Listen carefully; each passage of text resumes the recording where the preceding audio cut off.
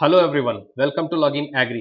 मेरा नाम है रोशन कुमार और आज का हमारा चैप्टर है cell division, genetics and plant breeding का। ये चैप्टर 3 है। इससे पहले हमने जेनेटिक्स एंड इंट्रोडक्शन देख लिया था, द सेल देख लिया था। आज है हमारा सेल डिवीजन। एकदम आसान भाषा में पढ़ेंगे, एकदम बेसिक से एडवांस लेवल तक सब कुछ कवर करेंगे। पहले आप पूरी वीडियो देख लेना, उसके बाद जो भी आपके नोट्स होंगे, जो भी आपकी बुक होगी, उसको पढ़ना। कुछ भी ऐसा नहीं होगा जो आपको समझ में नहीं आएगा। ठीक है, चलिए शुरू करते हैं। सबसे पहले सेल डिवीजन होता क्या है और क्यों होता है, इसको समझ लेते हैं तो आगे की अंडरस्टैंडिंग हमारे लिए इजी रहेगी। शुरुआत करते हैं जाइगोट से। जब मेल और फीमेल गैमेट का फर्टिलाइजेशन होता है, स्पर्म और एग का फर्टिलाइजेशन होता है, तो फॉर्मेशन होता है जाइगोट का। एक सेल होता है इसमें। इससे पूरी की पूरी हमारी बॉडी डेवलप हो जाती है, जिसमें मिलियंस ऑफ सेल हैं। अब एक सेल से मिलियंस ऑफ सेल्स कैसे बन गए? ये होता है सेल डिवीजन से। जो एग्जिस्टिंग सेल है वही डिवाइड हो होकर लाखों सेल्स बना देते हैं और हमारी पूरी बॉडी बन जाती है। एक तो ये हो गया। दूसरा, जब हमें कभी चोट लग जाता है, कहीं हमें घाव लग जाता है, घाव हो जाता है, तो वहां पर के सेल्स डैमेज हो जाते हैं। अब वो घाव तब तक ठीक नहीं होगा जब वहां के सेल्स रिपेयर नहीं होंगे। तो रिपेयर होने के लिए जो डैमेज सेल्स हैं उनके बदले अच्छे सेल्स वहां पर जब तक नहीं बनेंगे तब तक घाव ठीक नहीं होगा। तो नए सेल्स, अच्छे सेल्स कैसे बनेंगे? तो एग्जिस्टिंग सेल्स के सेल डिवीजन से ही वहां पर जो सेल्स होंगे वो डिवाइड हो होकर सेल सेल डिवीजन होगा उनका, और डिवाइड हो होकर नए सेल्स बनाएंगे और फिर वहां पर हमारा जो घाव है वो ठीक हो जाएगा। तो सेल डिवीजन क्यों होता है, क्लियर हो गया। अब आगे बढ़ते हैं। Cell is the functional and structural unit of living organism and basic unit of life. Clear है। All the cell originate by cell division in existing cells. तो एग्जिस्टिंग सेल्स से ही सेल डिवाइड हो होकर सारे सेल्स बनते हैं। The division of chromosomes and cytoplasm of a cell into daughter cells is called cell division. तो chromosomes का और साइटोप्लाज्म का डिवीजन होता है और डॉटर सेल्स का फॉर्मेशन होता है, इसी को सेल डिवीजन कहते हैं। देखिए, जब ये एक सेल है, ये डिवाइड होकर जब कंप्लीटली दो सेल का फॉर्मेशन कर देगा, तो इन दोनों सेल्स को हम कहेंगे डॉटर सेल्स। अब यहां से यहां पहुंचने के बीच में दो बार, मतलब दो तरह से डिवीजन होता है। पहले न्यूक्लियस का डिवीजन होता है। न्यूक्लियस का डिवीजन मतलब, जैसे ये सेल है तो ये पहले ऐसे बनेगा, इसमें एक न्यूक्लियस है, पहले न्यूक्लियस डिवाइड होकर दो न्यूक्लियस बनाएगा। फिर ये जो इसमें तो एक ही सिंगल साइटोप्लाज्म है, फिर ये जो इसका साइटोप्लाज्म है ये डिवाइड हो जाएगा। ठीक है, यहां से डिवाइड हो गया, तो ये बन गए हमारे दो डॉटर सेल्स। तो जब न्यूक्लियस डिवाइड होता है इसको कहते हैं कैरियोकाइनेसिस, और जब साइटोप्लाज्म डिवाइड हो गया तो इसको कहेंगे साइटोकाइनेसिस। इस फिगर में आप समझिए, यहाँ एक सेल है, इसमें क्या होता है ये पूरा अभी हम सीक्वेंस पढ़ेंगे, सारे प्रोसेसेस क्या क्या चेंजेस हो रहे हैं सब कुछ देखेंगे। पहले जो लाइन बाय लाइन जो दिया हुआ है इसको हम समझते हैं। तो ये एक सेल है, इसमें क्या हो रहा है, पहले दो न्यूक्लियस बन रहे हैं, साइटोप्लाज्म सेम है। तो यहां से यहां तक, यहां से यहां तक इसको कहते हैं कैरियोकाइनेसिस। दो न्यूक्लियस है, साइटोप्लाज्म सेम है।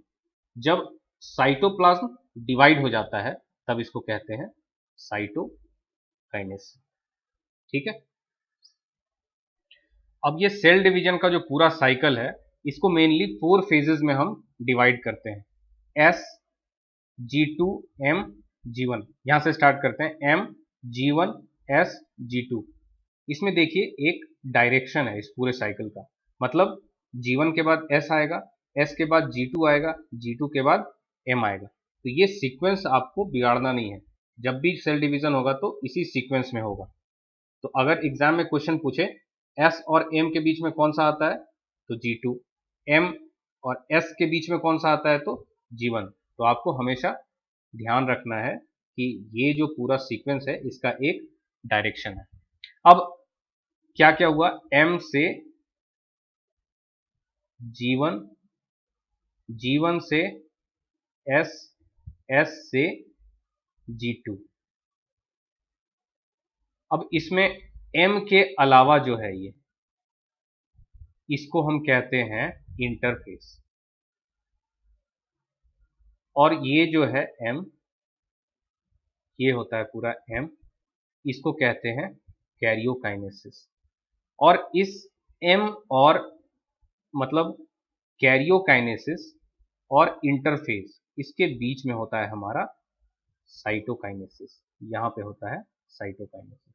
ठीक है। अब ये जो G है, S है, इसका मतलब क्या है? इसका नाम G और S ही क्यों पड़ा? तो S का मतलब होता है सिंथेसिस फेज और G का मतलब होता है गैप फेज। क्या होता है S फेज में, सिंथेसिस फेज में? डीएनए का रेप्लिकेशन होता है, डीएनए का सिंथेसिस होता है, ये रेप्लिकेट होकर डबल हो जाते हैं डीएनए। एस किसका पार्ट है? इंटरफेस का पार्ट है। तो आगे हम पढ़ेंगे जो सेल डिवीजन होता है वो 5 तरह के होते हैं, माइटोसिस, मियोसिस और भी 3 तरह के होते हैं, सारे हम डिटेल से पढ़ेंगे। अभी लाइन बाय लाइन आपको बस चीजें समझते जाना है। ठीक है। तो माइटोसिस से पहले, ये जो माइटोसिस हो रहा है इससे पहले जो इंटरफेस है, इसी में डीएनए डबल होगा, एस में डबल होगा। जो एस फेस है, सिंथेसिस फेस है, इसमें डबल होगा। वही चीज यहाँ पे कह रहा है, DNA double set interface of mitosis and pre meiotic interface. जो मियोसिस होगा उसमें भी इंटरफेस में ही डीएनए डबल होगा, यही चीज यहाँ पे कह रहा है। जी का मतलब है गैप, 2 बार जी आया है, G1 और G2। ये है G1, ये है G2, ये है G1, ये है G2। G1 में क्या होता है? वैसे G रिप्रेजेंट करता है गैप को, लेकिन इसको आप एक और तरह से समझ सकते हैं, G फॉर ग्रोथ। G1 में क्या होता है? ऑर्गेनेल्स का फॉर्मेशन होता है। मान लीजिए कि एक सेल है, उसमें लिमिटेड नंबर ऑफ माइटोकॉन्ड्रिया है, जो भी ऑर्गेनेल्स होंगे लिमिटेड नंबर ऑफ है। अब एक ही माइटोकॉन्ड्रिया है और 2 सेल बनाना है, तो कैसे बनेगा? नहीं बन सकता है। तो नए नए ऑर्गेनेल्स का फॉर्मेशन होता है, तो उसके लिए प्रोटीन बनाना होगा। प्रोटीन कैसे बनेगा? आरएनए से। तो सिंथेसिस ऑफ आरएनए होता है, सिंथेसिस ऑफ प्रोटीन्स होता है, नए ऑर्गेनेल्स बनते हैं। ये होता है सारा काम G1 फेज में। इसको प्री डीएनए फेज कहते हैं या रेस्टिंग फेज भी कहते हैं। डीएनए किस में बनता है? एस में बनता है, इसलिए इसको प्री डीएनए फेज कहेंगे। ठीक है। एस से पहले जी आ रहा है, इसलिए इसको प्री डीएनए फेज कह रहे हैं। G2, इसमें क्या होता है? Post DNA synthesis phase. अब एस में डीएनए तो सिंथेसिस हो गया, डीएनए का रेप्लिकेशन हो गया, डबलिंग ऑफ डीएनए हो गया। तो G2 क्या हो गया? पोस्ट डीएनए सिंथेसिस फेज हो गया। इसमें क्या होता है? Planning of cell division occurs. मतलब जो सेल है वो सेल डिवीजन के लिए तैयार होता है। जो ऑर्गेनेल्स हैं सारे, उनका ऑर्गेनाइजेशन होता है, उनका अरेंजमेंट होता है, वो पूरा का पूरा सेल तैयार होता है सेल डिवीजन के लिए। उनकी प्लानिंग पूरी होती है सेल डिवीजन के लिए G2 फेज में। कीवर्ड्स हैं, इनको आप याद रखना। Planning of cell division, post DNA synthesis phase, ये सब किसका है? G2 का है। G1 का प्री डीएनए फेज होता है, सिंथेसिस ऑफ आरएनए, प्रोटीन और एक आप ऐड कर सकते हो ऑर्गेनेल्स। उसके बाद लिख रहा है metabolically the most active stage is interphase. तो इंटरफेज जो होता है, ये M के अलावा ये मेटाबॉलिकली सबसे ज्यादा एक्टिव होता है। इसमें प्रोटीन सिंथेसिस होता है, एंजाइम्स का जो एक्शन है वो इसमें होता है। तो इसलिए मेटाबॉलिकली सबसे ज्यादा एक्टिव ये इंटरफेस होता है। ठीक है। इंटरफेस इसको कहते हैं, इसको आप याद रखना। इसको कहते हैं कैरियोकाइनेसिस, और कैरियोकाइनेसिस और इंटरफेस के बीच में क्या होता है हमारा? साइटोकाइनेसिस। ठीक है। उसके बाद karyokinesis takes less than 1 hour in most of the cases. अब कौन सा फेज कितना टाइम लेता है वो देख लीजिए यहां पर। तो जो कैरियोकाइनेसिस है, जो M है, ये कितना ले रहा है? 1 आवर। जो G1 है ये ले रहा है 6 to 12 आवर्स। जो S फेज है ये ले रहा है 6 to 8 आवर्स। और जो G2 फेज है ये ले रहा है 3 to 4 आवर्स। तो सबसे ज्यादा कौन सा ले रहा है? G1 phase. और सबसे कम कौन सा ले रहा है? M phase. तो जो कैरियोकाइनेसिस है, जो M है, takes less than 1 hour in most of the cases. ठीक है। G1, S और G2 इन तीनों फेज के बाद स्टार्ट होता है हमारा चौथा फेज, कैरियोकाइनेसिस। और इस कैरियोकाइनेसिस के भी 4 मेजर स्टेजेस होते हैं। कौन कौन से? प्रोफेज, मेटाफेज, एनाफेज और टेलोफेज। इस फिगर में देखिए, प्रोफेज, मेटाफेज, एनाफेज और टेलोफेज। इसको हम कहते हैं, किससे रिप्रेजेंट करते हैं? एम से, कैरियोकाइनेसिस को। और कैरियोकाइनेसिस के बाद फाइनली साइटोकाइनेसिस होता है, जिसमें एक सेल से दूसरा सेल पूरा कंप्लीट फॉर्मेशन हो जाता है। 2 डॉटर सेल्स का कंप्लीट फॉर्मेशन हो जाता है। अब हमें इन चारों स्टेजेस को, प्रोफेज, मेटाफेज, एनाफेज और टेलोफेज, इनको डिटेल से पढ़ना है।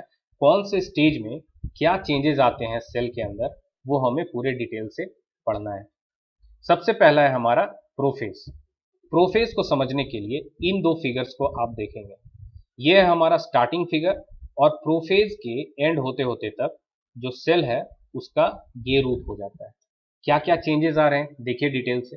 तो स्टार्टिंग में आप देखिए, न्यूक्लियस है, न्यूक्लियोलस है, क्रोमेटिन नेटवर्क है, और यहाँ पर आपको कुछ सेंट्रियोल्स दिख रहे हैं। ऑर्गेनेल्स में मैंने आपको पढ़ाया था सेंट्रियोल्स, वही सेंट्रियोल्स हैं ये न्यूक्लियस है, ये न्यूक्लियोलस है। ये जैसे जैसे कंप्लीट होता है प्रोफेज, ये सेंट्रियोल्स ऑपोजिट पोल्स के तरफ मूव कर जाते हैं। ये सेंट्रियोल्स का स्पाइंडल्स है, ये भी हल्का हल्का ग्रो कर जाता है। और जो मेन काम है जो इसमें होता है वो ये है कि ये जो क्रोमेटिन है, जो क्रोमेटिन नेटवर्क है, ये कंडेंस होकर के क्रोमोसोम का फॉर्मेशन करता है। मैं आपको बना देता हूँ, देखो ये क्रोमोसोम। ठीक है। अब ये जो क्रोमोसोम्स का फॉर्मेशन हुआ, इसमें क्रोमोसोम के ये जो 2 हिस्से हैं, एक ये और एक ये, इसको कहते हैं हम 2 सिस्टर क्रोमेटिड्स। ये एक सिस्टर क्रोमेटिड, ये दूसरा सिस्टर क्रोमेटिड हो गया। तो 2 सिस्टर क्रोमेटिड्स का फॉर्मेशन होता है हर क्रोमोसोम में। ठीक है। और क्रोमोसोम के अंदर यहाँ पर क्या होता है, यहाँ देखिए इस फिगर में, ये होता है क्रोमोनेमाटा।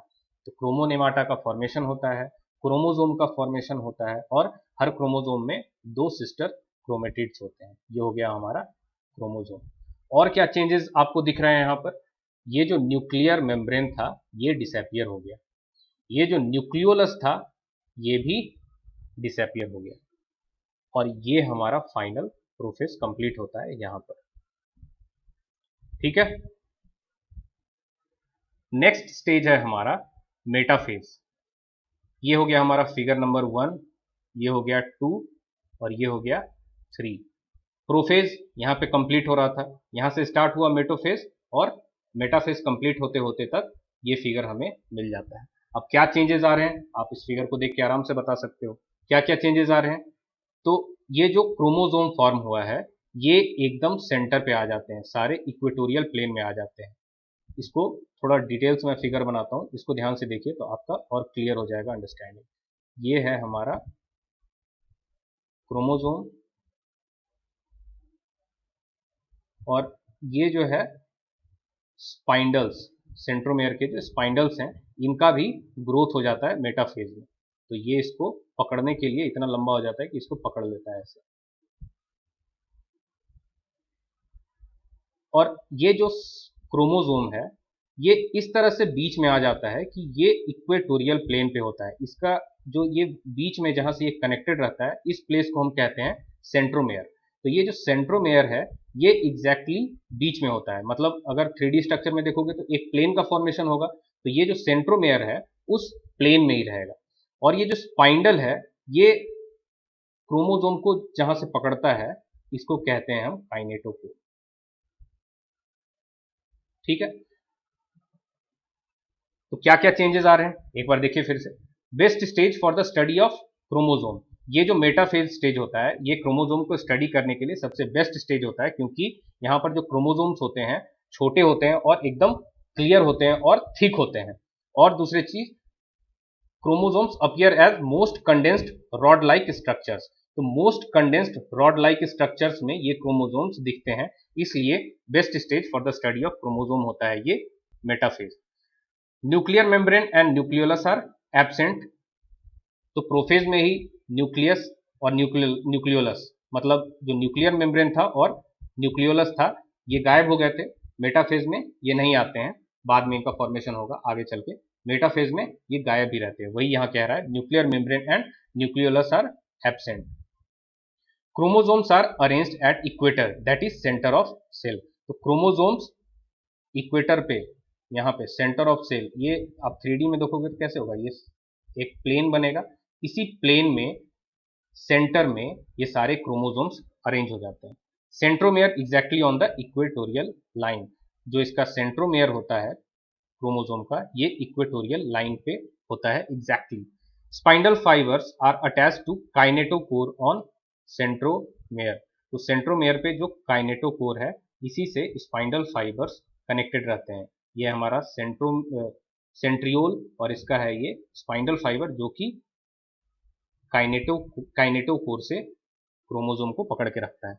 Centromere is connected by spindle fibre on both the side, और ये दोनों साइड से कनेक्टेड रहते हैं, यही कह रहा है इसमें metaphase.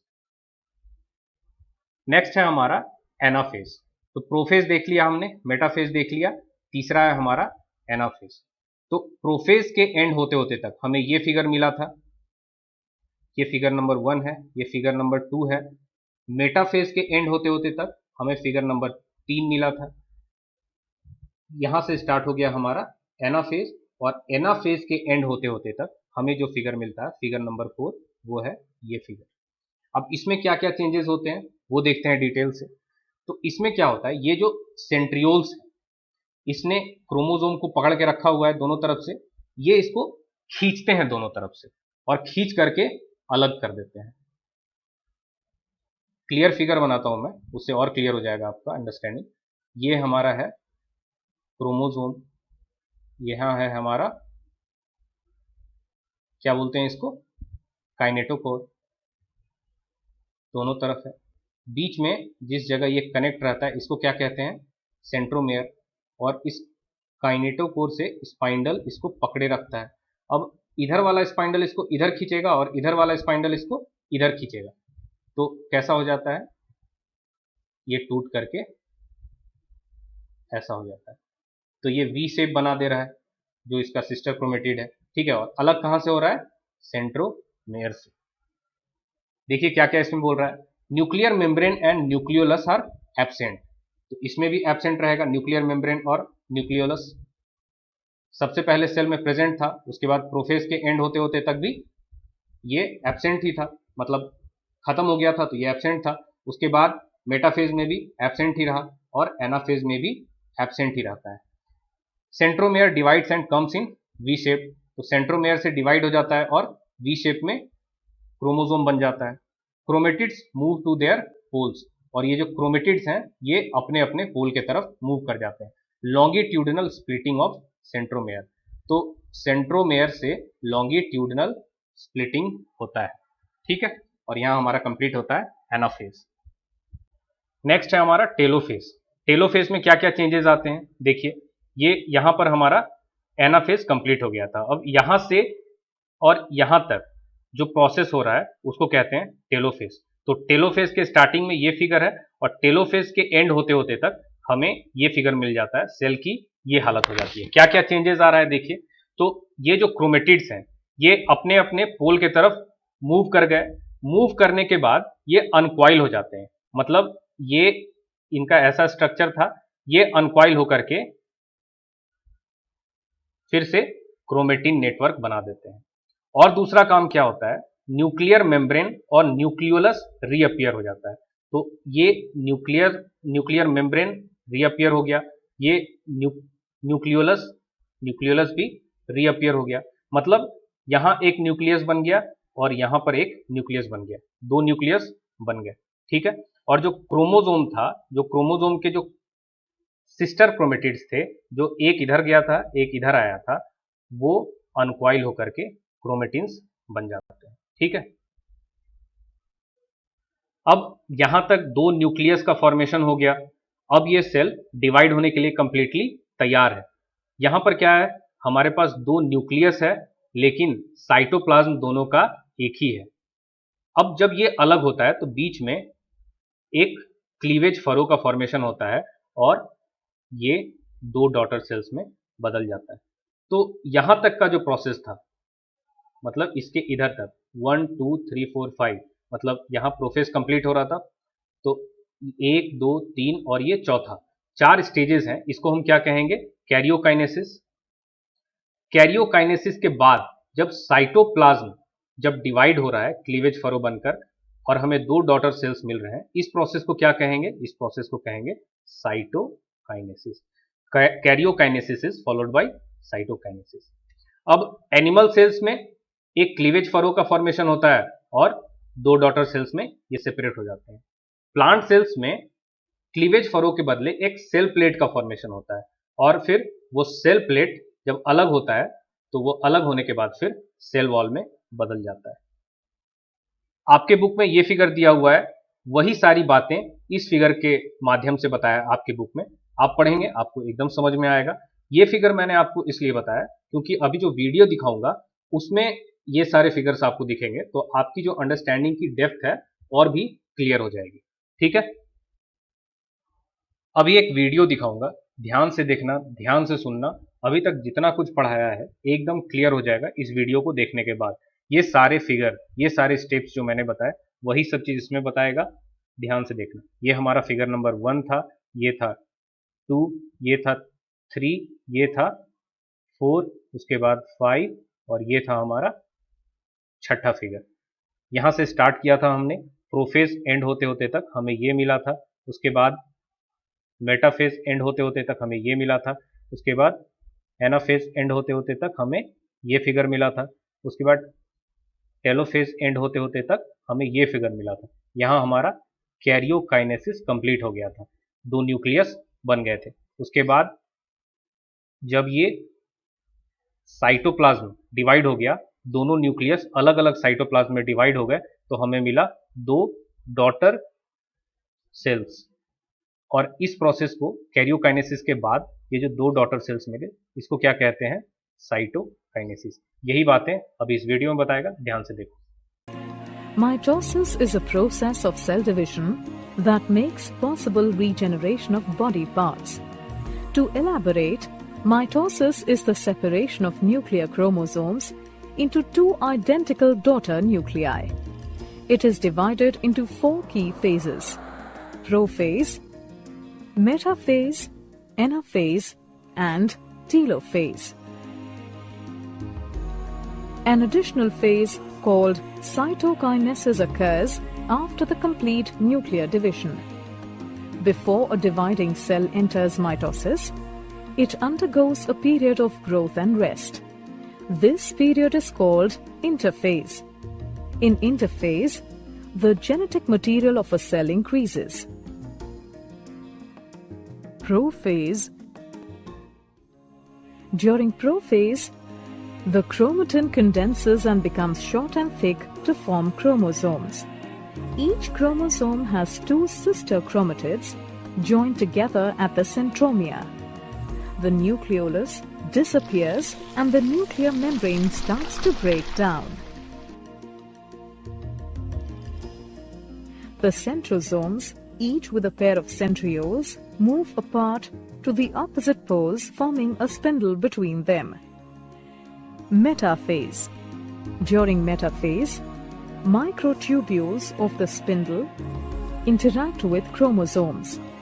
This causes the chromosomes to move and align along the middle of the cell or the equatorial plate.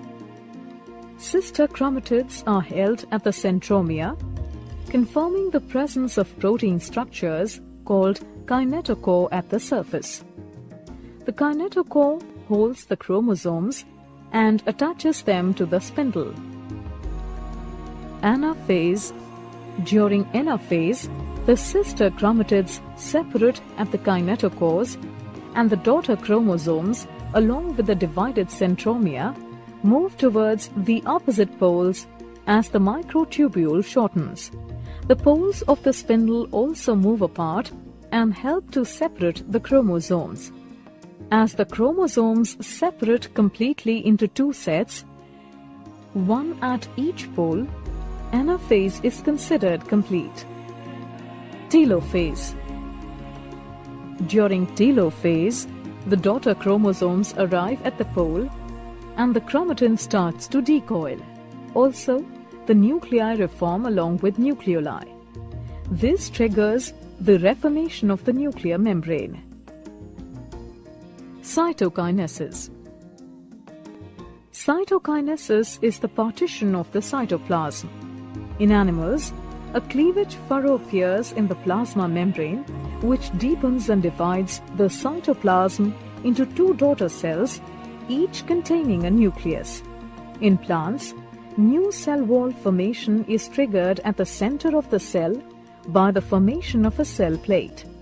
The cell plate grows outwards till it meets the existing wall, resulting in two daughter cells. अब mitosis तो one type of cell division हो गया। अब mitosis के अलावा चार और types of cell divisions होते हैं। अमाइटोसिस, एंडोमाइटोसिस या इसी को कहते हैं सी माइटोसिस, ब्रेकीमियोसिस और मियोसिस, मतलब सबको मिलाकर total 5 types of cell divisions होते हैं। एक माइटोसिस और दूसरा मियोसिस, ये दोनों थोड़े लंबे टॉपिक हैं। मियोसिस थोड़ा सा और लंबा है।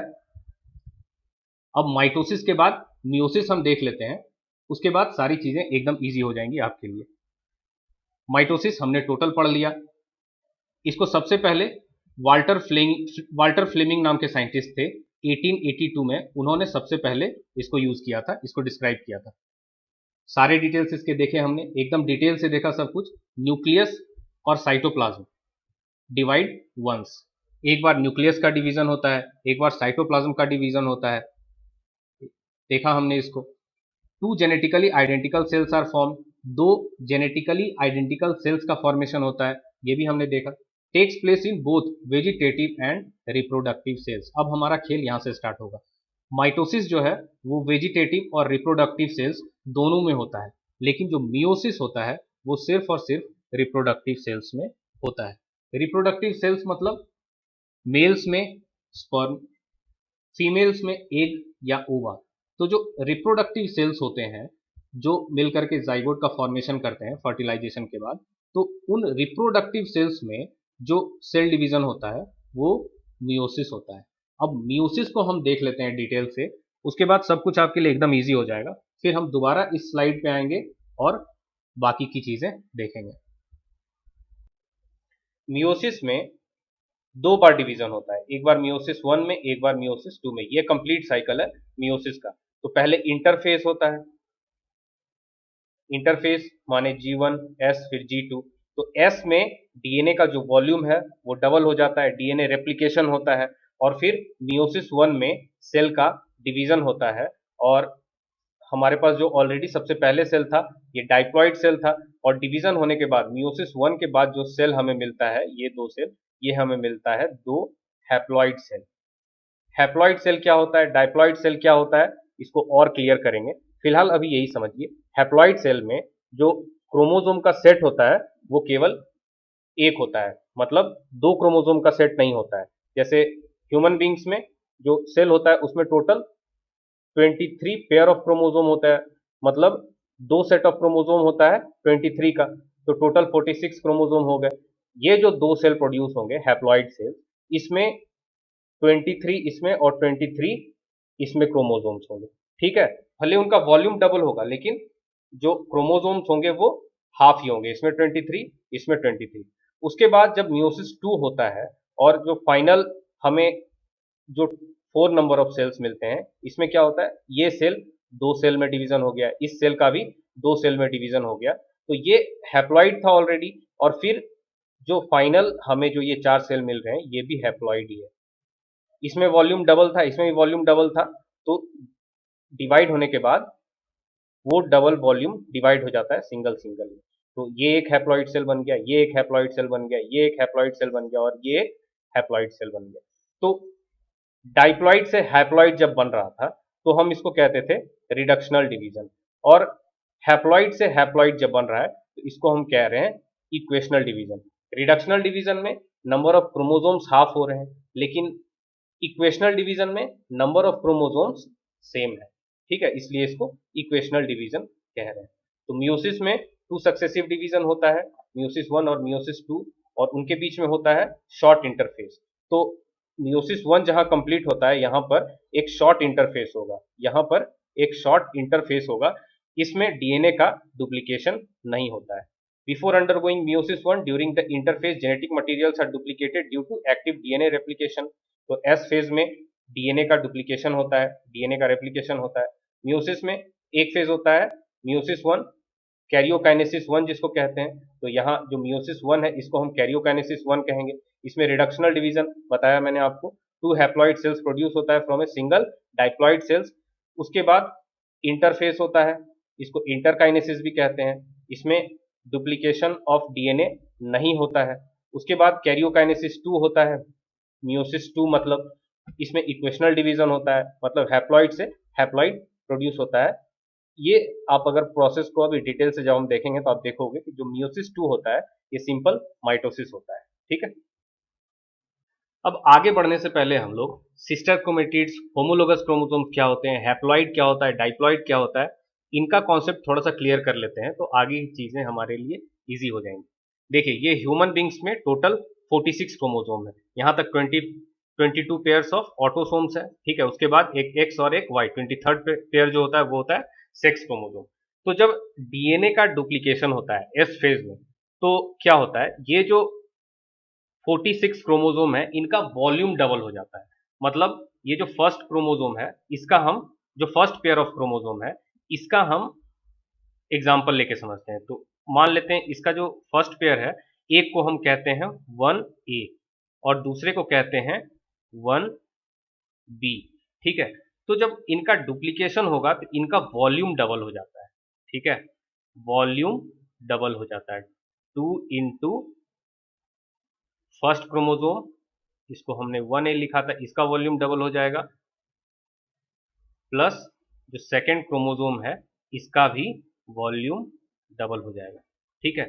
जब यहां पर डिवीजन होके 2 हैप्लॉइड सेल्स मिल रहे थे, तो क्या होता है, 2 इंटू फर्स्ट वाला जो क्रोमोसोम है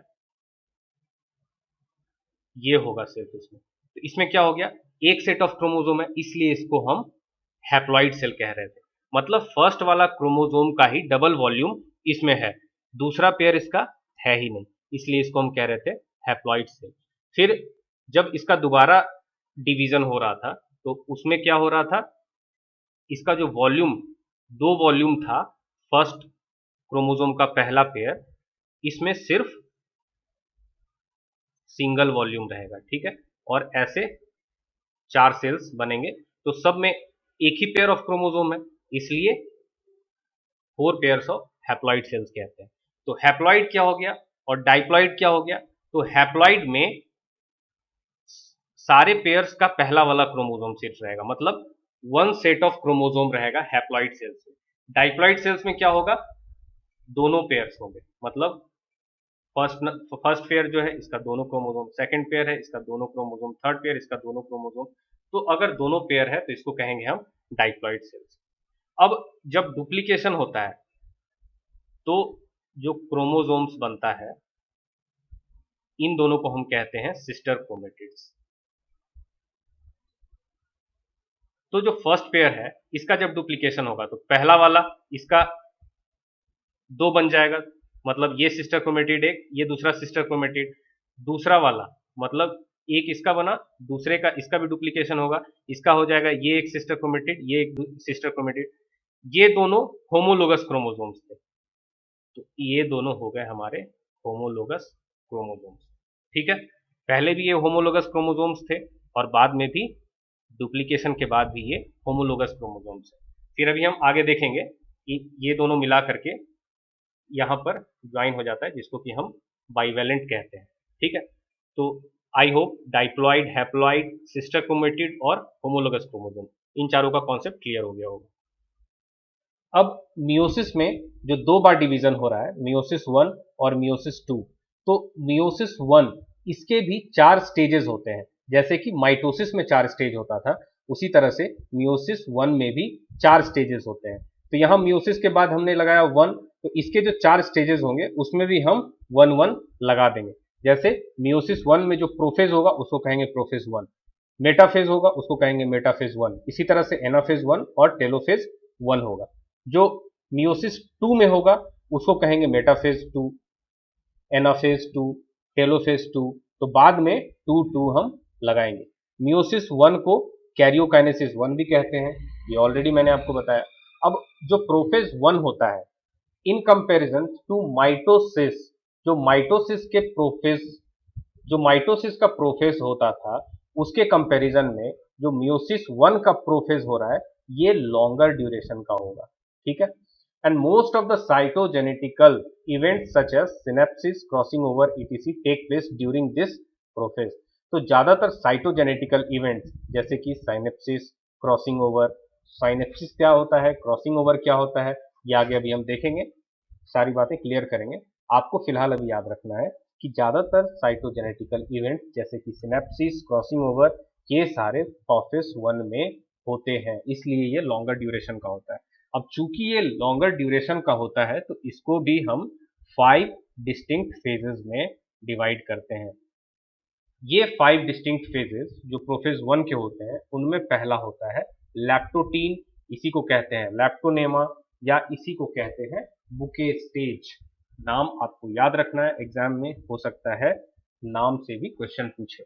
अब लैप्टोटीन में क्या होता है ये देखते हैं। लेप्टोटीन स्टेज में क्रोमोसोम्स का कंडेंसेशन होता है।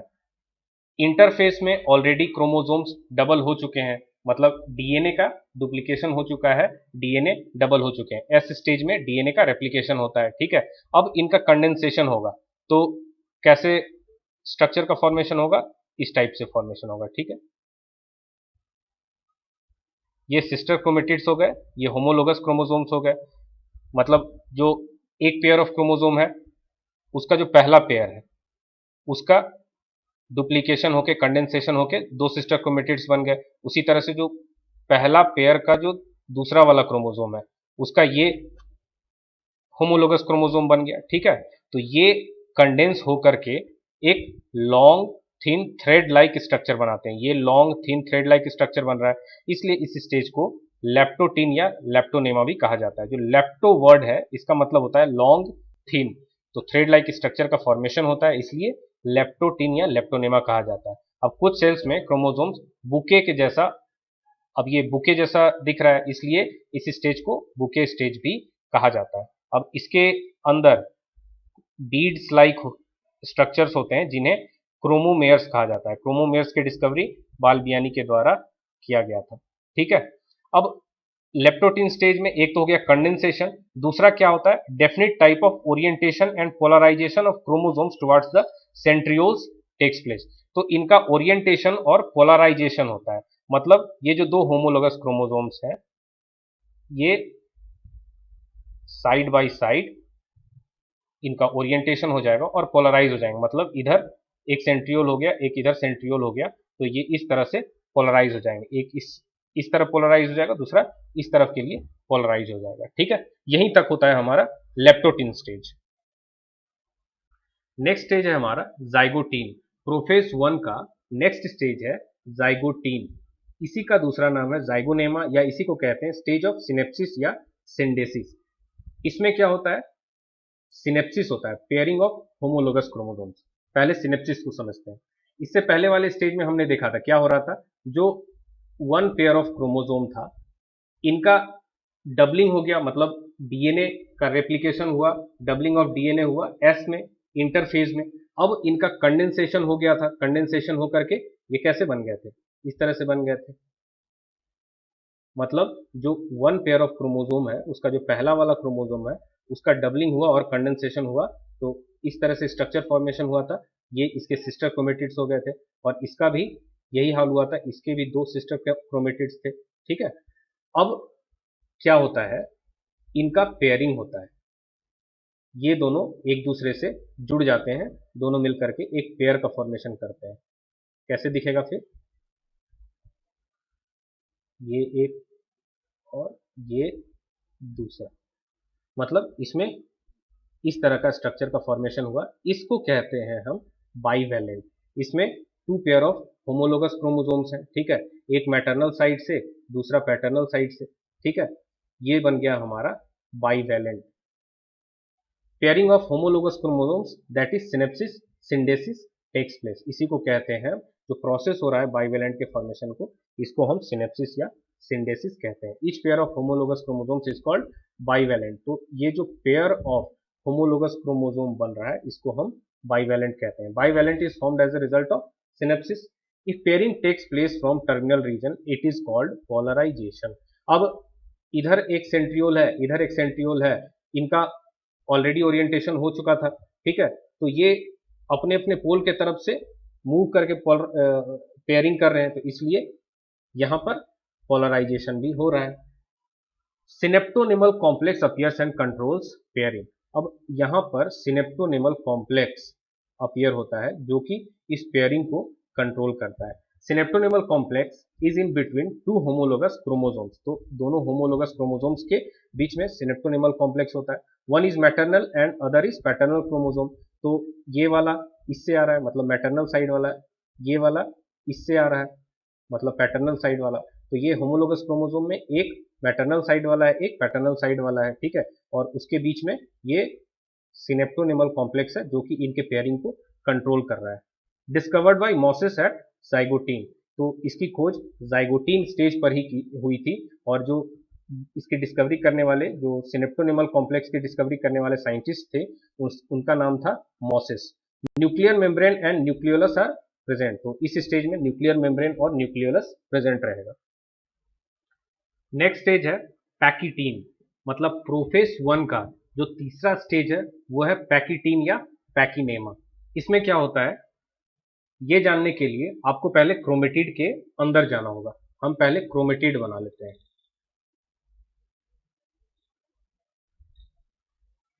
ये हो गया हमारा क्रोमेटिड। इसमें एक क्वाइल जैसा स्ट्रक्चर होता है जिसको हम कहते हैं क्रोमोनेमाटा, ठीक है, और इस क्रोमोनेमाटा में ही बीच बीच में बीड्स होते हैं। बीड्स के स्ट्रक्चर का जो चीज होता है उसको कहते हैं हम क्रोमोमेयर, और फिर बीच में यहाँ पे क्या होता है, सेंट्रोमेयर, ठीक है, इसको अच्छे से हम ड्रॉ कर लेते हैं, सेंट्रोमेयर।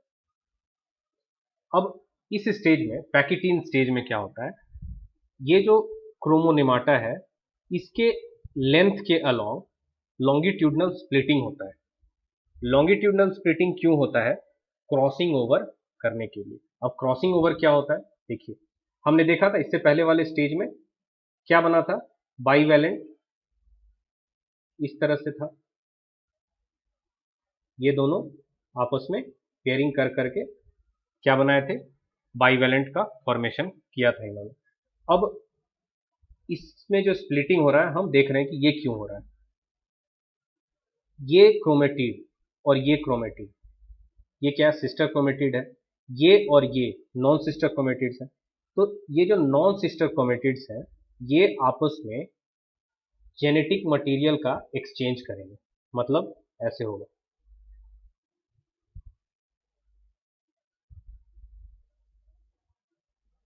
ठीक है, यहाँ पे क्या होगा, जेनेटिक मटेरियल का एक्सचेंज होगा, मतलब यहाँ से कुछ जीन यहाँ चले जाएंगे और यहाँ से कुछ जीन यहाँ चले जाएंगे, मतलब जेनेटिक मटेरियल का यहाँ एक्सचेंज हो रहा है, ठीक है, इसी को कहते हैं हम क्रॉसिंग ओवर। तो ये एक्स शेप में आपको दिख रहा है, यहाँ पे जब क्रॉसिंग ओवर हो रहा है तो एक्स शेप का फॉर्मेशन कर रहा है, ठीक है, ये भी आप ध्यान रखेंगे। इस प्लेस को हम कहते हैं चियास्माटा या चियास्मा, ठीक है, जो एक्स शेप में आपको दिख रहा है ये जो प्लेस है इसको कहते हैं हम चियास्माटा। अब देखते हैं क्या क्या बोल रहा है। The coiled filament of the chromosome which bears genes is called chromonema. इसको क्रोमोनेमा या क्रोमोनेमाटा कहते हैं। But there is no splitting of centromere.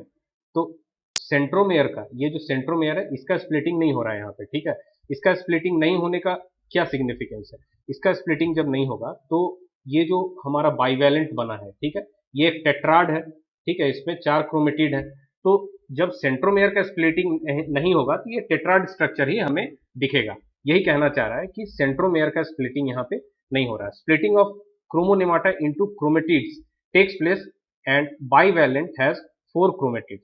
तो क्रोमोनेमाटा, जो क्रोमेटिड के अंदर क्रोमोनेमाटा है, इसका स्प्लिटिंग होता है क्रॉसिंग ओवर करने के लिए, ठीक है। इसलिए हमें ये जो बाइवैलेंट है 4 क्रोमेटिड्स के साथ दिखता है। Chromatid plus its own centromere chromosome बनता है, ठीक है। मतलब ये क्रोमेटिड है और इसका ये जो सेंट्रोमेयर है, ये सारे मिल करके क्रोमोसोम बनाते हैं। तो 2 क्रोमोसोम मतलब टोटल 4 सिस्टर क्रोमेटिड्स को मिला करके जो बाइवैलेंट का फॉर्मेशन हो रहा है, वो हमारा जो टेट्राड स्ट्रक्चर है वो टेट्राड स्ट्रक्चर ही रहेगा जब तक कि ये सेंट्रोमेयर का स्प्लिटिंग नहीं होता है। As a result tetrad stage 4 chromatids of homologous chromosome is found. तो हमारा जो टेट्राड स्टेज है वही दिखता रहेगा। Dehydration and condensation of chromosome occurs, ठीक है। तो यहाँ पे जब जीन्स का एक्सचेंज होगा तो कुछ टूटेगा फिर जुड़ेगा, तो इस प्रोसेस में डिहाइड्रेशन और कंडेंसेशन भी होता है क्रोमोसोम्स का, ठीक है। द एक्सचेंज ऑफ क्रोमोसोमल और genetic material between non sister chromatids of each tetrad takes place. तो जेनेटिक मटेरियल का एक्सचेंज हो रहा है यहाँ पर। उसके बाद such exchange of genetic materials between non sister chromatids is called crossing over. तो नॉन सिस्टर क्रोमेटिड्स के बीच जो जेनेटिक मटेरियल का एक्सचेंज हो रहा है, इसी को क्रॉसिंग ओवर कहते हैं, which is the cause of hereditary variations. तो हेरेडिटरी वेरिएशन का ये एक बहुत बड़ा कॉज है। हेरेडिटरी वेरिएशन मतलब कि बच्चा अपने माँ बाप के जैसा एग्जैक्टली नहीं दिखता है, सिबलिंग्स जो होते हैं वो एग्जैक्टली एक दूसरे के फोटोकॉपी नहीं होते हैं, तो वो जो हेरेडिटरी वेरिएशन है उसका ये जो क्रॉसिंग ओवर है ये इसका एक बहुत बड़ा कारण है। The point of crossing over is called chiasma. मतलब यहाँ जो एक्सचेंज हो रहा है इस पॉइंट को हम चियास्मा कहते हैं या चियास्माटा कहते हैं, which is visible as a characteristic X shaped configuration. आपको दिख रहा है यहाँ पे एक्स शेप कन्फिग्रेशन बना रहा है। Crossing over leads to recombination of genes. मतलब जीन्स का यहाँ पर रिकॉम्बिनेशन होगा, है ना, कुछ नए जीन्स बनेंगे नई एलील्स के साथ। तो यहाँ पर जब जेनेटिक इंफॉर्मेशन का, जेनेटिक मटेरियल का एक्सचेंज होगा तो रिकॉम्बिनेशन ऑफ जीन्स होगा।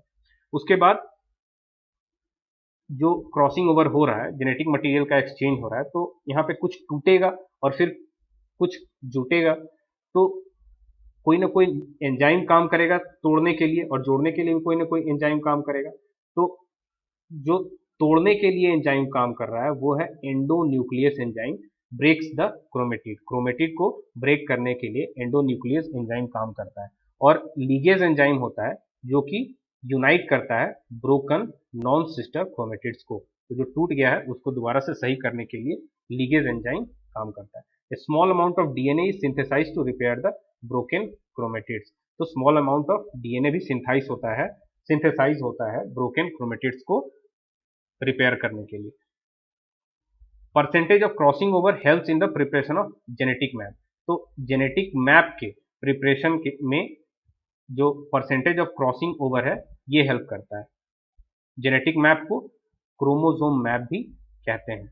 अब जेनेटिक मैप इसको कैसे, मतलब जेनेटिक मैप का मतलब क्या हो गया, कितना परसेंट क्रॉसिंग ओवर हो रहा है, ठीक है, तो उसको जेनेटिक मैप कहेंगे। तो जेनेटिक मैप में जो परसेंटेज ऑफ कितना परसेंट क्रॉसिंग ओवर हुआ है, इसको नापने के लिए जो यूनिट होता है वो होता है सेंटीमॉर्गन। मतलब 1 सेंटीमॉर्गन अगर क्रॉसिंग ओवर हुआ है इसका मतलब है 1% क्रॉसिंग ओवर हुआ है। तो first genetic map was prepared by Sturtevant of Drosophila. तो ड्रोसोफाइला का सबसे पहले फर्स्ट जेनेटिक मैप बना था, साइंटिस्ट का नाम था Sturtevant. Drosophila is the queen of genetics, रट लेना इसको। Nuclear membrane and nucleolus are present. तो इस स्टेज में भी न्यूक्लियर मेम्ब्रेन और न्यूक्लियोलस प्रेजेंट होते हैं। एंडोन्यूक्लियस एंजाइम और लीगेज एंजाइम, ये सबसे पहले किसने रिपोर्ट किया था, 2 साइंटिस्ट थे, स्टर्न और होटा, 1969 में, ठीक है, सारी बातें याद रखेंगे। प्रोफेस 1 का नेक्स्ट स्टेज है डाइप्लोटीन या डाइप्लोनेमा। फोर्थ स्टेज है डाइप्लोटीन या इसी को कहते हैं डाइप्लोनेमा। इसमें क्या होता है, repulsion between homologous chromosomes begins. जो होमोलोगस क्रोमोसोम्स पेयरिंग करके जो बाइवैलेंट बनाए थे उनका आपस में रिपल्सन स्टार्ट हो जाता है। देखिए हम ये होमोलोगस क्रोमोसोम्स थे जो कि पेयरिंग करके, ये मैंने थोड़ा दूर बना दिया है, थोड़े नज़दीक रहेंगे तब जाकर के पेयरिंग होगा इनका। तो ये पेयरिंग करके जो होमोलोगस क्रोमोसोम्स जो बाईवैलेंट बनाए थे, इन होमोलोगस क्रोमोसोम आपस में रिपल्सन स्टार्ट कर देते हैं। टर्मिनलाइजेशन ऑफ चियास्मा स्टार्ट हो जाता है, मतलब जो चियास्मा था यहाँ पे जहाँ पे क्रॉसिंग ओवर हो रहा था, इनका टर्मिनलाइजेशन स्टार्ट हो जाता है। सिनेप्टोनिमल कॉम्प्लेक्स डिसअपियर्स, यहाँ जो इनको पेयरिंग कराने वाला जो सिनेप्टोनिमल कॉम्प्लेक्स था वो डिसअपियर हो जाता है। Nuclear membrane and nucleolus present, इस स्टेज में भी न्यूक्लियर मेम्ब्रेन और न्यूक्लियोलस प्रेजेंट होता है। तो ये डिसअपियर कब होता है? डिसअपियर इसके नेक्स्ट स्टेज में होता है। नेक्स्ट स्टेज का नाम है डाइकाइनेसिस। तो फिफ्थ स्टेज जो लास्ट स्टेज होता है प्रोफेज 1 का, वो होता है डाइकाइनेसिस। इसमें क्या होता है? Terminalisation is the characteristic feature. तो जो टर्मिनलाइजेशन ऑफ चियास्मा यहाँ स्टार्ट हुआ था वो इसमें कंप्लीट होता है, टर्मिनलाइजेशन चियास्मा का। ठीक है, it is the end of both diplotene and prophase 1। तो डाइप्लोटीन जहां खत्म होता है वो स्टेज होता है डाइकेनेसिस। प्रोफेज 1 का लास्ट स्टेज है, वही चीज यहाँ पे कह रहा है, end of both diplotene and prophase 1। At the end nuclear membrane and nucleolus disappear. तो इस स्टेज में ही न्यूक्लियर मेम्ब्रेन और न्यूक्लियोलस डिसअपियर होता है। It is the best stage for counting the number of bivalents. तो नंबर ऑफ बाईवैलेंट्स को count करने के लिए ये बेस्ट स्टेज है। नेक्स्ट है हमारा मेटाफेज 1। अब प्रोफेज 1, इसके 5 स्टेजेस थे, पांचों कंप्लीट हो गए, तो प्रोफेज 1 कंप्लीट हो गया। अब प्रोफेज 1 के बाद मेटाफेज 1 आया। मेटाफेज 1 में क्या होता है? तो सबसे पहले जो बाईवैलेंट्स हैं वो इक्वेटर पे अरेंज हो जाते हैं। देखिए ये हमारा बाईवैलेंट का फॉर्मेशन हुआ था। बाईवैलेंट में क्या थे? दो होमोलोगस क्रोमोसोम्स थे, पेयर ऑफ होमोलोगस क्रोमोसोम, ये आपस में पेयरिंग करके बाईवैलेंट का फॉर्मेशन कर रहे थे। अब ये इक्वेटर मतलब इक्वेटोरियल प्लेन पे ऑर्गेनाइज हो जाएंगे। ठीक है, जैसे कि माइटोसिस में हो रहा था। लेकिन माइटोसिस में क्या हो रहा था कि एक ही क्रोमोसोम था, तो जो इक्वेटोरियल प्लेन में अरेंजमेंट हो रहा था वो एकदम बीच में ऐसे यहां से हो रहा था, मतलब सेंट्रोमेयर एकदम सेंटर में होता था, इक्वेटोरियल प्लेन पे होता था। लेकिन इसके केस में सेंट्रोमेयर इक्वेटोरियल प्लेन पे हो भी सकता है, नहीं भी हो सकता है। ठीक है, ओवरऑल ये बाईवैलेंट्स इक्वेटोरियल प्लेन पे अरेंज हो जाएगा। इसके बाद स्पाइंडल फाइबर्स ये कनेक्ट होंगे इस तरह से, एक इधर से एक इधर से। ठीक है, अब माइटोसिस के केस में क्या होता था? एक इधर से कनेक्ट, एक इधर से कनेक्ट होता था, मतलब सेंट्रोमेयर के दोनों साइड से कनेक्शन होता था। लेकिन यहां पे क्या हो रहा है कि दो होमोलोगस क्रोमोसोम है, एक होमोलोगस क्रोमोसोम जो ये है इसके एक साइड से कनेक्ट करेगा स्पाइंडल फाइबर, और दूसरा वाला जो क्रोमोसोम है इसके दूसरे साइड से कनेक्ट करेगा। तो जो सेंट्रोमेयर है उसके एक ही साइड कनेक्शन हो रहा है। ठीक है, तो यही यहाँ पे कह रहा है, देखो bivalents are at equator, chromosomes are exactly in equatorial plane but not necessarily centromere. Spindle fibre is connected with centromere only at one side. तो स्पाइंडल फाइबर जो है वो एक ही साइड से कनेक्टेड रहेगा। अब इसमें क्रॉसिंग ओवर खत्म हो चुका है, कंप्लीट हो चुका है, तो जो चियास्माटा है वो इसमें नहीं रहेगा, टर्मिनलाइजेशन कंप्लीट हो गया, अपने अपने जगह पे ये चला गया है। अब न्यूक्लियर मेम्ब्रेन और न्यूक्लियोलस इसके पहले एब्सेंट हो चुका था, इसमें रीअपियर नहीं होगा, एब्सेंट ही रहेगा। नेक्स्ट स्टेज है एनाफेज 1। प्रोफेज 1 कंप्लीट हो गया, मेटाफेज 1 कंप्लीट हो गया। नेक्स्ट है हमारा एनाफेज 1। एनाफेज 1 में क्या होता है?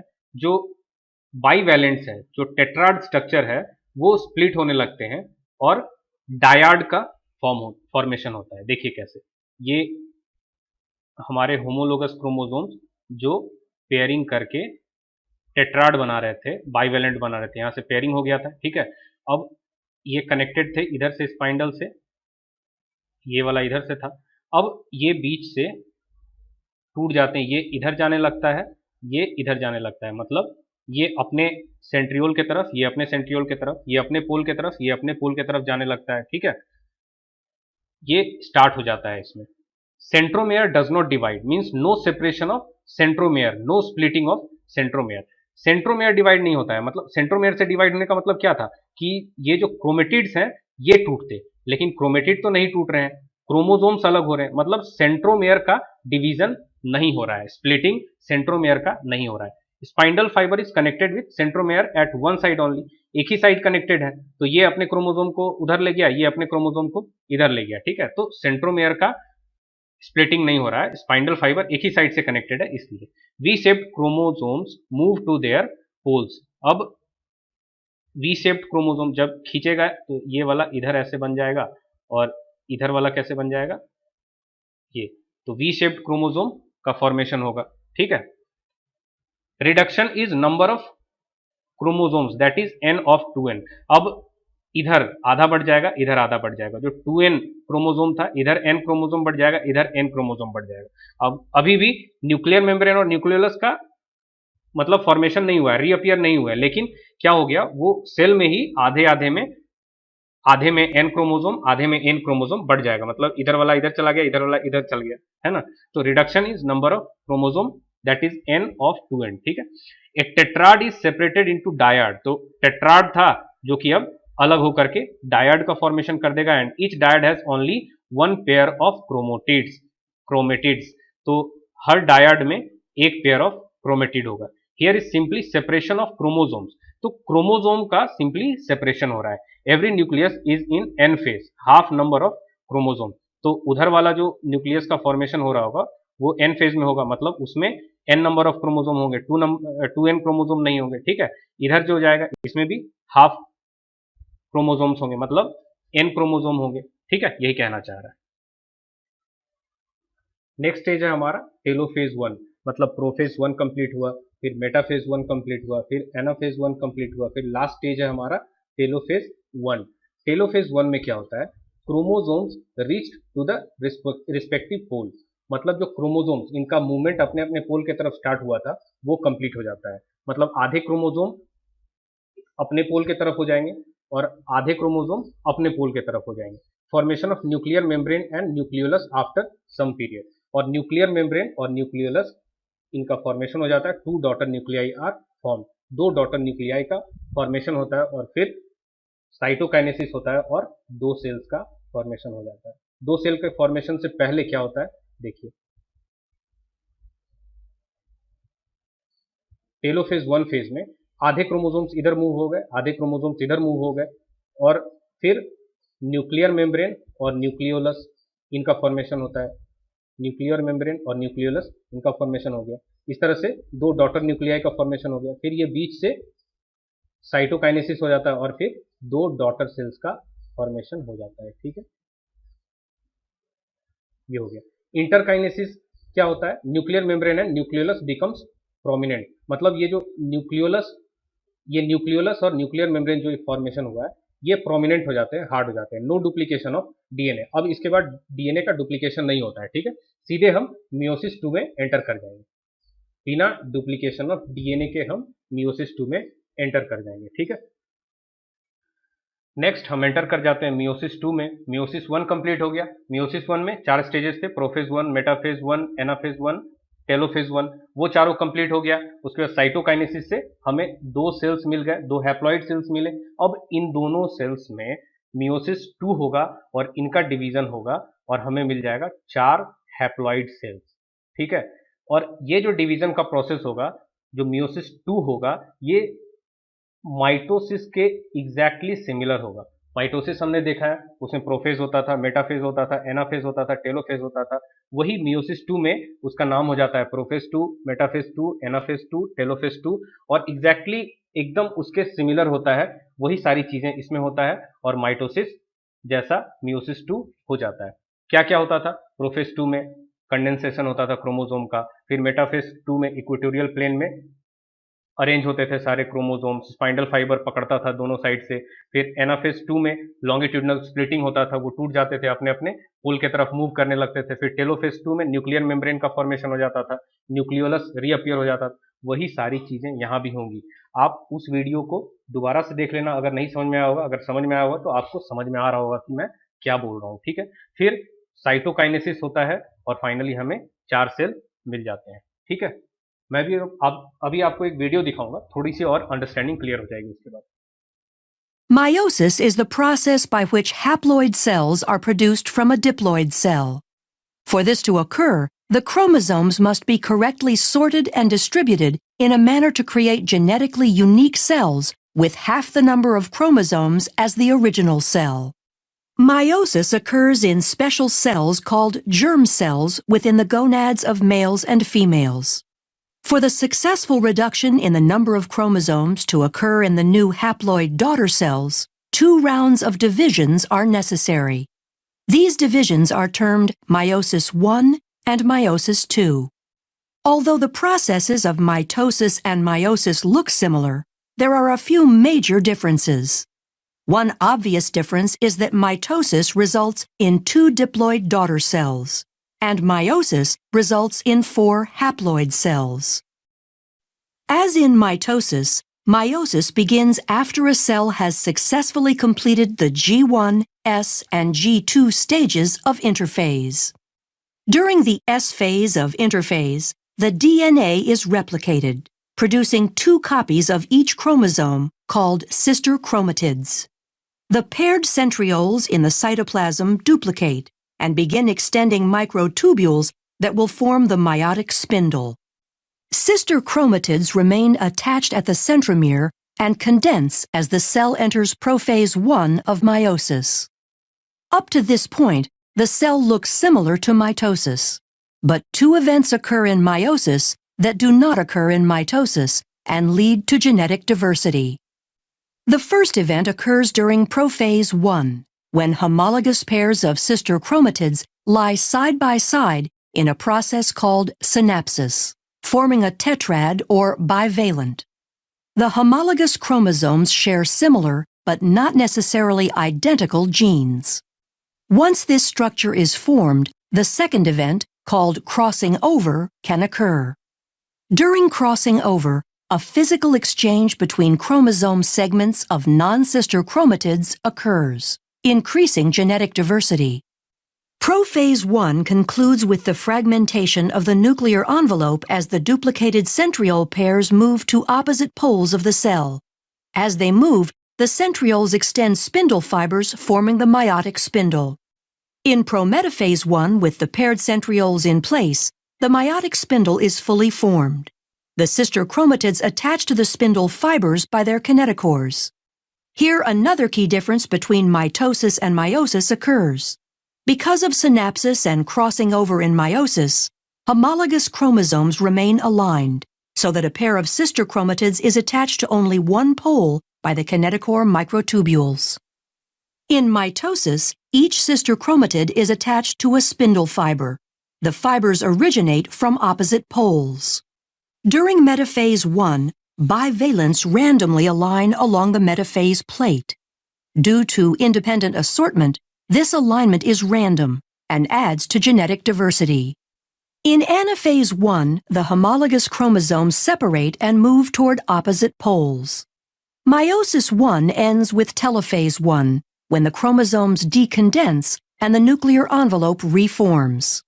Cytokinesis separates the cytoplasmic material, and the 2 daughter cells are separated by a cleavage furrow. Since the final product of meiosis I is 2 haploid cells, meiosis II begins without the chromosomes going through another round of DNA replication.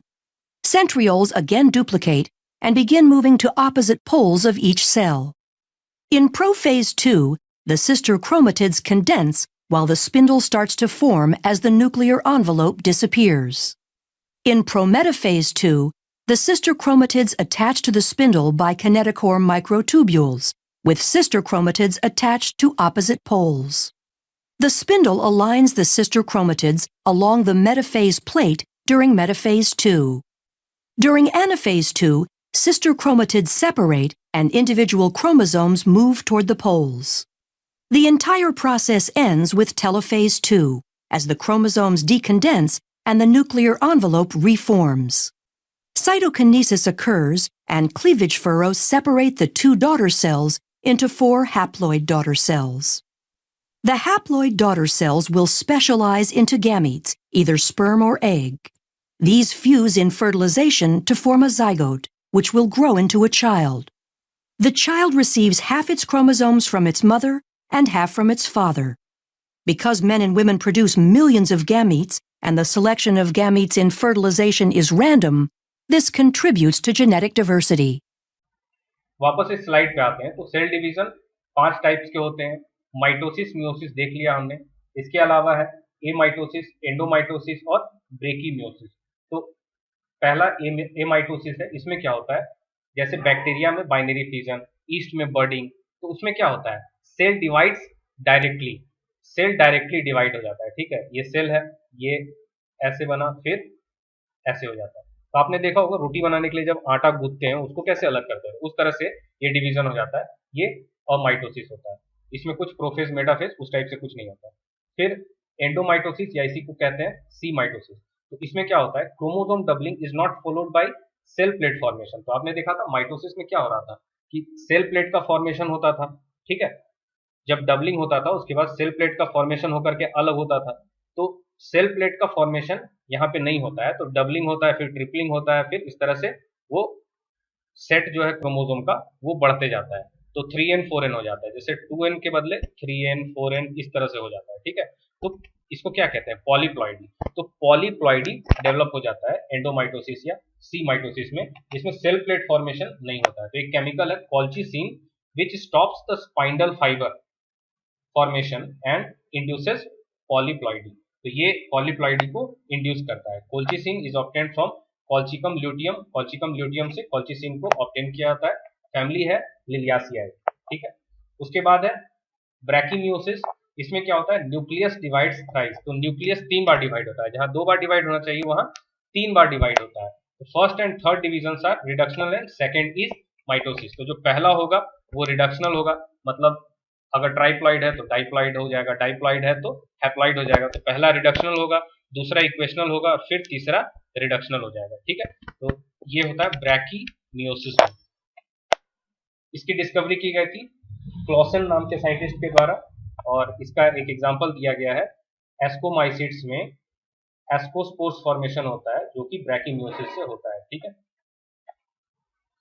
फिर mitosis और meiosis है, इनको हमने एकदम detail से देख लिया है। एक बार रिकैप करते हैं, समराइज करते हैं। तो माइटोसिस वेजिटेटिव और रिप्रोडक्टिव दोनों सेल्स में होता है, मियोसिस सिर्फ रिप्रोडक्टिव सेल्स में होता है, सिर्फ सेक्स सेल्स में होता है। माइटोसिस में nucleus and cytoplasm divide once. तो एक बार डिवीजन होता है, यहाँ देख रहे हैं एक बार डिवीजन हो रहा है न्यूक्लियस और साइटोप्लाज्म का। एक बार न्यूक्लियस का डिवीजन हुआ, फिर साइटोप्लाज्म का भी डिवीजन हो गया, साइटोकाइनेसिस हुआ, तो ठीक है। तो एक ही बार डिवीजन हो रहा है न्यूक्लियस और साइटोप्लाज्म का। 2 genetically identical cells are form. तो 2 जेनेटिकली आइडेंटिकल सेल्स का फॉर्मेशन हो रहा है। इसको याद रखने का बेस्ट तरीका ये है कि जब हमें कहीं चोट लगता है, कहीं कट जाता है, तो वहां सेल्स डैमेज हो जाते हैं। अब उनको रिपेयर करने के लिए जेनेटिकली आइडेंटिकल सेल्स बनेंगे तभी रिपेयर होगा वहां पर, तो वहां पर माइटोसिस होता है, ठीक है। तो आप याद रखेंगे, तो आपको याद रहेगा कि जब कट फट जाता है तो वहां पर 2 genetically identical cells are form, ठीक है। इसकी डिस्कवरी की गई थी फ्लेमिंग के द्वारा, वाल्टर फ्लेमिंग के द्वारा 1882 में। मियोसिस में nucleus and cytoplasm divides twice. तो 2 बार डिवीजन होता है न्यूक्लियस और साइटोप्लाज्म का, देखा हमने डिटेल से। एक बार डिवाइड हुआ यहाँ पे, फिर एक बार यहाँ डिवाइड हुआ, तो 2, फिर 2 से बन गए 4, तो 2 बार डिवीजन होता है। 4 genetically but not identical cells are form. ये आइडेंटिकल नहीं होते हैं, मैंने बताया था। जैसे 46 क्रोमोसोम्स हैं ह्यूमन बींग्स में, तो इनका वॉल्यूम डबल हो जाता है, फिर 2 हैप्लॉइड सेल्स का फॉर्मेशन होता है, फिर उनका डिवीजन होता है, तो 23, 23, 23 और 23 हैप्लॉइड सेल्स हमें 4 मिलते हैं, ठीक है, मियोसिस में। तो 4 genetically but not identical cells are form. Identical नहीं होते हैं क्योंकि क्रॉसिंग ओवर होता है, ठीक है। Meiosis means separation of chromosomes in sex cells. तो separation of chromosome sex cells में होता है, उसी को मियोसिस कहते हैं। Chromosome split longitudinally only once. तो लॉन्गिट्यूडनली क्रोमोसोम्स का स्प्लिट एक ही बार होता है। मैंने बताया था आपको सेंट्रोमेयर में जब क्रॉसिंग ओवर होता है वहां पे स्प्लिट होता है, तो वो एक ही बार होता है। उसके बाद फिर बीच से, जैसे ये है, तो फिर यहाँ से सेपरेट होता है। तो क्रोमोसोम्स लॉन्गिट्यूडनली एक ही बार स्प्लिट होता है। Chromosome number is reduce to half. तो यहाँ पे 46 है, लास्ट में हमें मिल रहा है 23। तो क्रोमोसोम का नंबर जो है वो हाफ हो जाता है। डिस्कवर्ड बाय स्ट्रासबर्गर के द्वारा डिस्कवर किया गया था, लेकिन ये जो नाम है मियोसिस, ये दिया गया था फार्मर एंड मूरे के द्वारा। इसमें रिडक्शनल डिवीजन होता है, सारी चीजें मैंने आपको बता दी। अब कुछ इंपॉर्टेंट फैक्ट्स दिए हुए हैं, इनको याद करना जरूरी है। तो सेल डिवीजन को स्टडी करने के लिए न्यूरोस्पोरा का यूज करते हैं। न्यूरोस्पोरा क्या होता है, तो ब्रेड में डेवलप होने वाला वन टाइप ऑफ फंगस है, used in genetic studies because, क्यों इसको यूज करते हैं, all the products of meiosis are within the same sac. तो सिंपल माइक्रो ऑर्गेनिज्म होता है, all the products of meiosis are within the same sac, एक ही sac में सारा प्रोडक्ट्स, म्यूसिस के जितने प्रोडक्ट्स बनते हैं वो सारे एक ही सैक में होते हैं, और Neurospora has a short life cycle. तो ये दो रीजन की वजह से जेनेटिक स्टडीज में न्यूरोस्पोरा का यूज करते हैं। फिर ए साइनेप्सिस है, सिनेप्सिस क्या होता है, सिनेप्सिस मतलब दो होमोलोगस क्रोमोसोम इनकी पेयरिंग हो रही थी, ठीक है। ए सिनेप्सिस में क्या होता है कि इनका पेयरिंग नहीं हो पाता है, not allowed to pair with homologous chromosomes and remain unpaired due to presence of gene. तो कुछ जीन होते हैं जिनके वजह से इनका पेयरिंग नहीं हो पाता है, अनपेयर्ड रह जाते हैं, तो उस प्रोसेस को कहते हैं ए सिनेप्सिस। फिर है डी सिनेप्सिस। तो डी सिनेप्सिस क्या होता है कि जब पेयरिंग हो जाता है, ये पेयरिंग हो गया, ठीक है, ये दोनों होमोलोगस क्रोमोसोम मिलकर पेयर बनाती है, अब इनका जो क्रॉसिंग ओवर के लिए जो चियास्मा जो यहाँ पे होता है ये टूटने लगता है, अलग होने लगता है, कुछ जीन्स होते हैं उनके वजह से होता है, तो इस प्रोसेस को कहते हैं desynapsis. Chromosomes actually paired during diakinesis, chiasma falling apart due to presence of genes. तो चियास्मा अलग होने लगते हैं, टूटकर फॉल अपार्ट होने लगते हैं, तो इसको कहते हैं डी साइनेप्सिस। अब माइटोसिस और मियोसिस के बीच डिफरेंस को टेबल बना करके आपके बुक में दे दिया है, एक भी चीज ऐसी नहीं है इसमें जो मैंने नहीं पढ़ाया है, आप इसको पढ़ो line by line, word by word, आपको सब कुछ इसमें समझ में आएगा, ठीक है। ये आपके लिए छोड़ देता हूँ ये काम। अब न्यूमेरिकल्स के लिए कुछ फॉर्मूला है, इनको देख लेते हैं। पहला, number of meiosis in pollen mother cells. तो हमें नंबर ऑफ पॉलेंस दिया हुआ है और पूछ रहा है number of meiosis in pollen mother cells, तो ये कैसे निकालेंगे। तो देखिए, पीएमसी जो होता है एंथर्स में होता है, इसमें 2n क्रोमोसोम्स है, डाइप्लॉइड सेल है, इसमें जब मियोसिस होता है तो 4 हैप्लॉइड सेल्स बनाता है, इसमें n, इसमें n, इसमें n, इसमें n। मियोसिस हमने पढ़ा, उसमें देखा 4 हैप्लॉइड सेल्स बनते हैं, तो टोटल पॉलेंस कितने बन रहे हैं 4, मियोसिस कितना हो रहा है 1, तो 4 पॉलेंस के लिए 1 मियोसिस हो रहा है, 1 पॉलेन के लिए 1/4, n पॉलेन के लिए n/4, यही फॉर्मूला है यहाँ पे। अगर हमें नंबर ऑफ पॉलेंस दिया हुआ है n, तो टोटल नंबर ऑफ मियोसिस कितना हो जाएगा n/4, ठीक है, ये आपको याद रखना है। वही यहाँ पे बताया, पीएमसी 2n क्रोमोसोम्स है, मियोसिस हुआ n n n n, 4 हो गए pollen tetrad, 4 pollens n n n n, ये प्रोड्यूस हो रहा है। सीड की बात आती है तो एक एग्जांपल से समझाया, 100 सीड्स है तो 100 ओव्यूल्स होगा, 100 पॉलेंस होगा। अब 100 ओव्यूल्स के लिए 100 मियोसिस और 100 पॉलेंस के लिए 25 मियोसिस, 100/4, ठीक है, तो 25 मियोसिस हो गया, टोटल सीड हो गए 100 और टोटल नंबर ऑफ मियोसिस हम जोड़ देंगे 125 मियोसिस। फिर दूसरा है number of mitosis to produce n cells. तो हमें नंबर ऑफ सेल्स दिया हुआ है n, total number of mitosis कितना होगा n-1, ये फॉर्मूला भी आपको याद रखना है, ठीक है। अब एंजियोस्पर्म के एंडोस्पर्म में 3n होते हैं, 3 सेट्स ऑफ क्रोमोसोम्स होता है। जिम्नोस्पर्म के एंडोस्पर्म में n नंबर ऑफ क्रोमोसोम्स होता है। एंजियोस्पर्म में 3 सेट कैसे हो जाते हैं, तो फीमेल साइड का जो सेकेंडरी न्यूक्लियस होता है 2 सेट होते हैं क्रोमोसोम्स के, 2n क्रोमोसोम्स होता है, और जो मेल प्लांट होता है वो गैमेटोजेनेसिस करके, जो माइक्रोस्पोरोजेनेसिस होता है, उसके बाद जो गैमेट फॉर्म करता है, उसमें जब भी गैमेट होता है तो उसमें एक सेट ऑफ क्रोमोसोम होता है, n क्रोमोसोम्स हो गए, ये दोनों मिलकर के फिर 3 set of chromosome, 3n chromosomes form करते हैं, ठीक है। नेक्स्ट है प्रोकैरियोट्स एंड यूकैरियोट्स। तो प्रोकैरियोट्स में एमाइटोसिस होता है, यूकैरियोट्स में माइटोसिस मियोसिस होता है। सेक्स सेल्स होगा तो उसमें मियोसिस होगा, और अगर सोमैटिक सेल्स है उसमें माइटोसिस होगा। On the basis of well-defined nucleus, living organisms are grouped into prokaryotes and eukaryotes. तो प्रोकैरियोट्स में well-defined nucleus नहीं होता है, बैक्टीरिया जैसे इसमें क्या होता है, सर्कुलर क्रोमोसोम्स होता है, न्यूक्लियस नहीं होता है, न्यूक्लियोलस नहीं होता है, where it is called nucleoid और प्रोकैरियोन। तो इसमें वेल डिफाइंड न्यूक्लियस नहीं होता है, न्यूक्लियस के बदले होता है न्यूक्लियोइड जो, या प्रोकैरियोन कहते हैं, जैसे कि virus, bacteria, blue green algae. तो virus, bacteria, blue green algae, ये सब में, ये सबको प्रोकैरियोट्स कहते हैं, इनमें वेल डिफाइंड न्यूक्लियस नहीं होता है। Nucleoid does not have a true chromosome. तो ट्रू क्रोमोसोम नहीं होता है, सर्कुलर क्रोमोसोम होता है, ऑलरेडी बताया मैंने आपको, ठीक है ना, ये है हमारा सर्कुलर क्रोमोसोम। यूकैरियोट्स में क्या होता है, रॉड शेप्ड क्रोमोसोम्स होते हैं। Well defined nucleus present but nucleus may also be absent in some specialised cells of eukaryotes. तो कभी कभी यूकैरियोट्स में भी वेल डिफाइंड न्यूक्लियस एब्सेंट हो सकते हैं। इसका एक एग्जांपल है मैच्योर्ड आरबीसी ऑफ मैमल्स। कभी कभी रेड ब्लड सेल्स, मैमल्स के रेड ब्लड सेल्स में न्यूक्लियाई नहीं होता है, इसलिए उन्हें कॉर्पसल्स कहते हैं, ठीक है। जो कॉर्पसल्स होते हैं उसमें वेल डिफाइंड न्यूक्लियस नहीं होता है, इसलिए उन्हें सेल नहीं कह के हम कॉर्पसल्स कहते हैं। अब एक टेबल में इन दोनों के बीच का डिफरेंस दिया है, शुरू से यही पढ़ते आ रहे हैं, कई बार बता दिया मैंने आपको, तो इसको आप पढ़ेंगे तो आपको सब कुछ फेमिलियर लगेगा, कुछ भी इसमें ऐसा नहीं होगा जो आपको समझ में नहीं आएगा। तो nucleolus is present in the nucleus, nucleolus present होता है, इसमें एब्सेंट होता है प्रोकैरियोट्स में। Chromosome ends are attached to the nuclear membrane, eukaryotic cells में क्रोमोसोम का जो एंड होता है वो न्यूक्लियर मेम्ब्रेन से अटैच्ड होता है। Chromosomes are attached to plasmalemma, इसमें प्लाज्मा लेमा से अटैच्ड होता है। During cell division spindle apparatus is organised, spindle apparatus जो है वो सेल डिवीजन के समय ऑर्गेनाइज होता है। स्पाइंडल फाइबर्स आर एब्सेंट, इसमें स्पाइंडल फाइबर होता ही नहीं है, ठीक है। इस तरह से आप पढ़ोगे तो सब कुछ इसमें आपको फेमिलियर लगेगा।